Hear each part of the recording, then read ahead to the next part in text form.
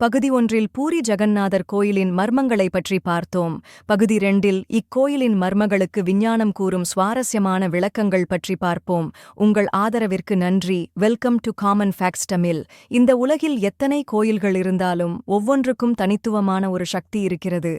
ஆனால் பூரியில் இருக்கும் ஜகந்நாதர் கோயில், அது வெறும் கோயில் இல்லை, அது அறிவியலை கூட வியக்க வைக்கும் ஒரு அதிசய நிலையம். பகவான் விஷ்ணுவின் அவதாரமான ஜகந்நாதருக்கு அர்ப்பணிக்கப்பட்ட இந்த கோயில் பாரம்பரியம், ஆன்மீகம் மற்றும் மர்மங்களின் சங்கமமாக அமைந்துள்ளது.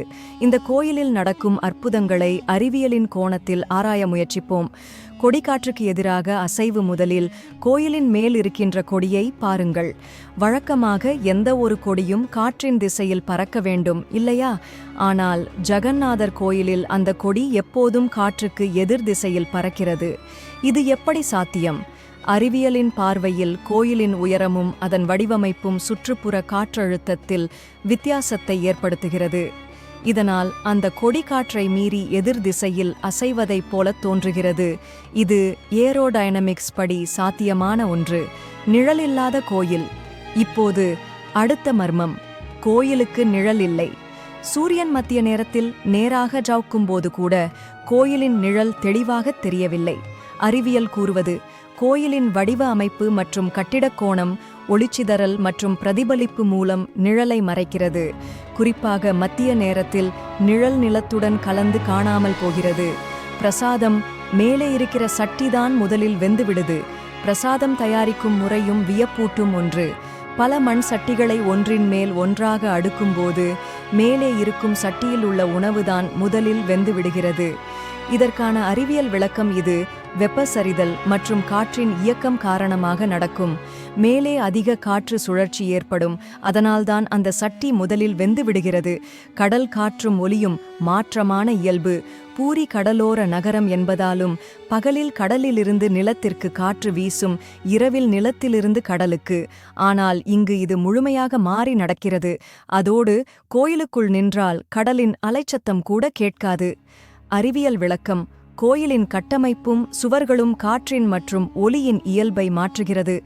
ஒலி சிதறல் மற்றும் ஒலி எதிர்மறை பிரதிபலிப்பு, அதாவது சவுண்ட் கேன்சலேஷன் காரணமாக கடலின் சத்தம் கோயிலுக்குள் வருவதில்லை.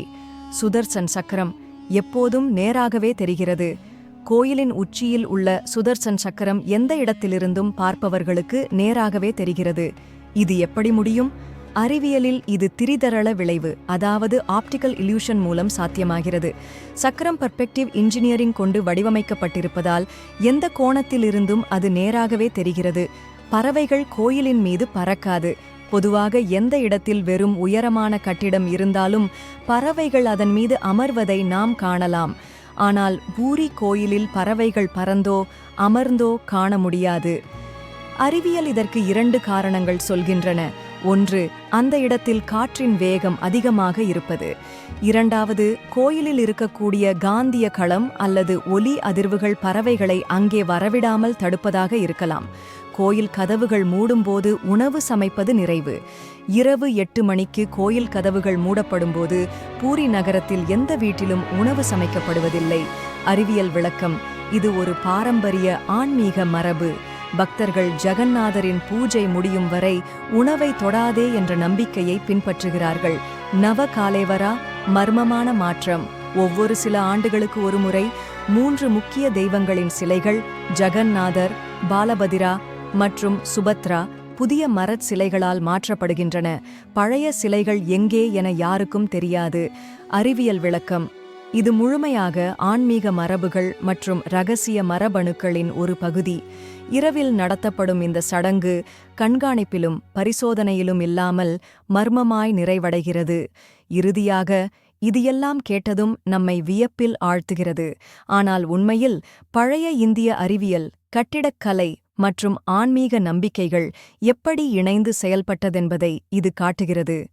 மர்மங்களுக்கு பின்னால் இருக்கும் அறிவியலை அறிந்தால் அது நம்மை மேலும் ஆழமான புரிதலுக்கு கொண்டு செல்கிறது.